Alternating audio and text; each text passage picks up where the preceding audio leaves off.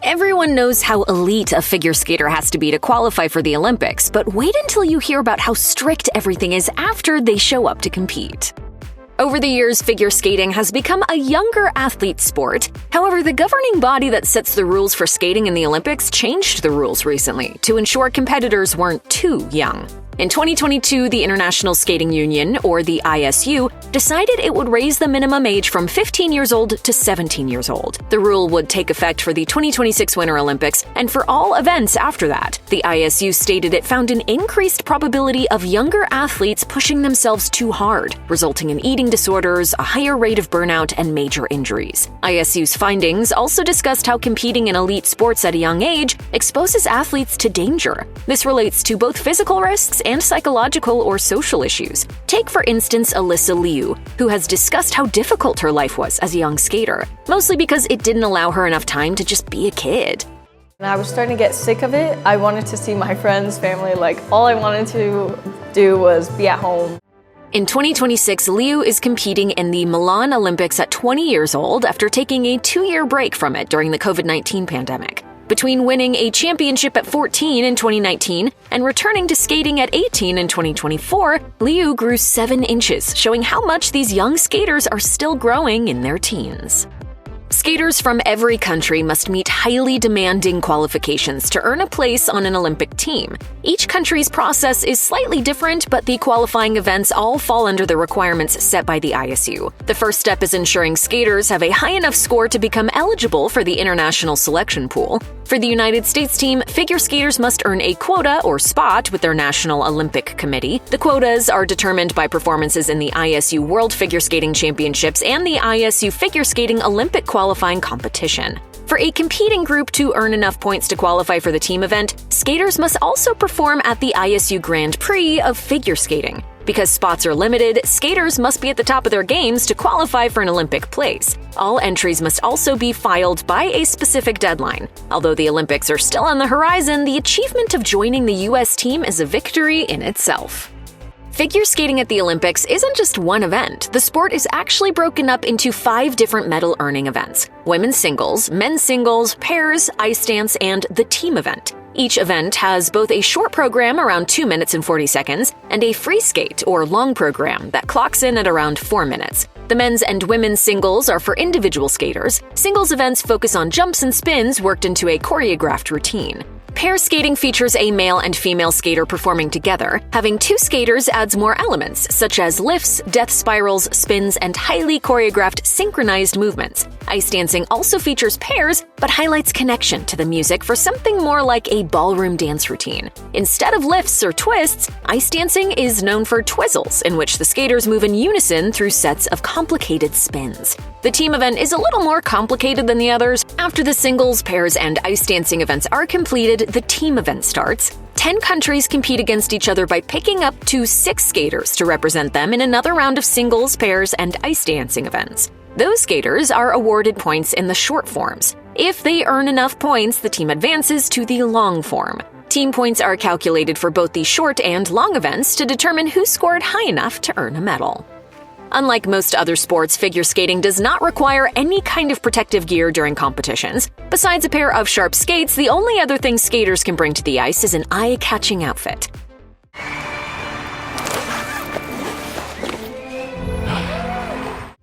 As flashy as the outfits are, they still must stick to certain guidelines set by the ISU. Clothes can't be too theatrical or over the top. Men must always wear pants. Women, on the other hand, have a little more freedom between pants or a skirt and tights. Even though women are allowed to wear pants now, many female skaters opt for a skirt because that is considered the more traditional and acceptable look for figure skaters. Although skaters are encouraged to wear outfits that complement the music they use for the routine, skaters must also keep in mind how much skin their costumes show. The ISU's bylaws state that costumes cannot present the illusion of nakedness. This rule, sometimes referred to as the Katarina Rule, came about after a wardrobe scandal during the 1988 Winter Olympics. East German skater Katharina Witt wore a Broadway-inspired outfit that the skating world felt was a bit too revealing. The blue one-piece was adorned with feathers around the collar and hips to act as a skirt of sorts. However, a glimpse of Witt's butt was a bit too much for judges, and the rule went into place to prevent any costume misunderstandings in the future.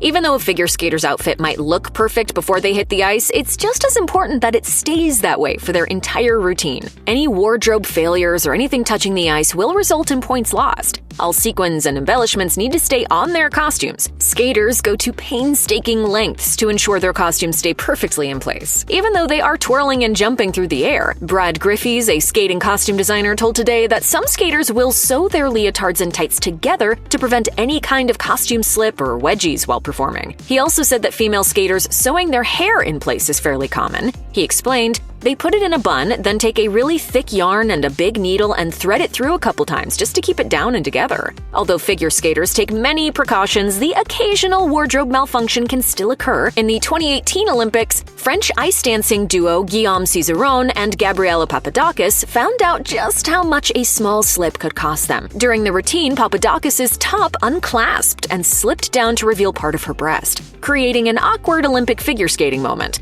Their score was lower than anticipated and pushed them down to second place. At the time, former Olympian figure skater Meryl Davis tweeted, "For something like a costume malfunction to hinder this moment for them is utterly devastating."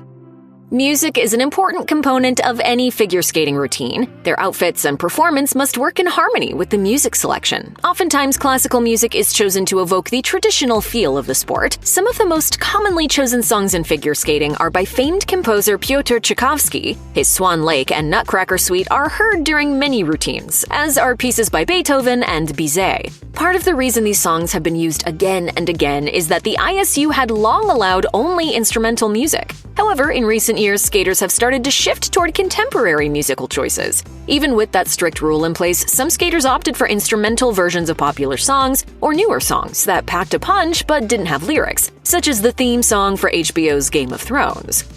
That's very nice to hear. Starting in the 2018 Pyeongchang Winter Olympics, the ISU changed the rule to allow songs with words in them. Although some critics feel skating to popular songs takes away from the sport, many see it as an opportunity to add freshness to the sport. Watching figure skating at home is fun, especially when deciding on your own scores for the talented athletes. This may seem like an easy task, but Olympic judges have a lot to keep in mind as they grade each performance. First, there's a technical panel that determines scores based on the technical elements displayed during a routine. Judges must closely watch the skaters to determine whether they are hitting or missing their technical marks. In addition to the technical score, there is a separate score for the elements of the program presented. These components are broken down into composition, presentation, and skating skills. After an event, the judges add the two scores together, then average them out among themselves to present the final score. For the Olympics, there is a panel of up to 9 judges, including a technical panel to ensure scoring is as fair and transparent as possible. It's kind of a no-brainer that performance-enhancing drugs are strictly prohibited for Olympians, and unsurprisingly, figure skaters face a strict set of anti-doping rules. Skaters convicted of using prohibited drugs are punished severely. Over the years, Russia has faced several doping scandals involving its athletes, resulting in a ban on Russian Olympians competing under the Russian flag. Instead, they can participate only as part of the Russian Olympic Committee, or ROC. After the 2022 Winter Olympics in Beijing, a Russian skater named Kamila Valieva tested positive for the performance-enhancing drug trimetazidine. Yeah, it feels like this scandal is the only thing people here are talking about. Because of the positive test, her scores were called into question. After arbitration and appeals, Valieva was banned from competing in the Olympics again, and her scores were stripped from the ROC's overall score. Figure skating moves are, as a rule, daring and breathtaking to watch, but some moves have occasionally been considered too dangerous to perform. Johnny, as far as I know, you can't do a backflip in figure skating.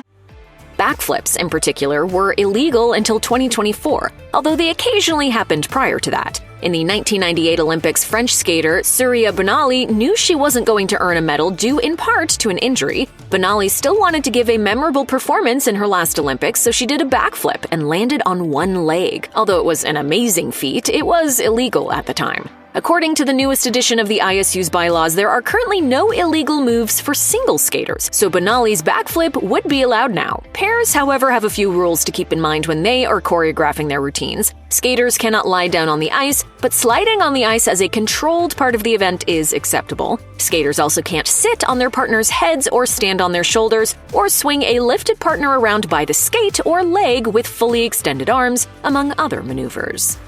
Harassment and abuse in Olympic sports or committed by Olympians are taken very seriously. The rules put in place by the International Skating Union are very clear in outlining what behaviors are prohibited. According to the ISU, harassment and abuse include sexual harassment, sexual abuse, neglect or negligence, and physical or psychological abuse. The organization even covers online abuse, detailing how harmful it is and what forms it takes, such as outing, flaming, and cyberstalking. The penalties are harsh and can end a skater's career. Probably the most famous example of this was what happened to Tanya Harding after her Olympics drama with fellow skater Nancy Kerrigan. After Harding was found to have been involved in the injury of her rival in 1994, she was banned from competing as a professional skater. You believe that you were a pawn, Absolutely. and yet you paid the ultimate price. Yes, I did. She may be the most famous example of this rule, but she's not the only one. In 2024, for example, Nikolai Sorensen, a Canadian ice dancer, was banned from the Olympics and other worldwide skating events for at least 6 years after he was accused of sexual assault. The ISU told CNN, "The ISU firmly believes that all athletes have the right to participate and develop in sport within a safe, inclusive, and respectful environment, free from any form of discrimination, harassment, abuse, violence, neglect, or exploitation." Anyone who watches pair skaters perform knows how important the partner's connection is to their routine. In pair skating, the partners must be able to handle lifts seamlessly. With ice dancing, the duo have to move in perfect sync with the music and with each other. Moving together is so important that the International Skating Union names unison, along with other criteria such as balance and flow. Grading for moving in unison is defined by how well the skaters perform edges, steps, turns, and body movements while keeping their style similar to their partners. Obviously, there's no rule that skaters need the same connection and chemistry off the ice, but it's no surprise that plenty of skating pairs are indeed close in their personal lives. During the 2022 Winter Olympics, everyone questioned whether or not ice dancing duo Madison Chock and Evan Bates were dating. After winning a gold medal for their skating, the pair tied the knot in 2024 and continued working together for the Olympics in 2026. Chock told Us Weekly that it was only when Bates admitted his feelings for her that she realized how deep their connection really was. She said, "I knew we always had an incredible chemistry. We had so much fun together. We were great friends, but when he told me how he felt, I was so surprised because I didn't see it coming at all."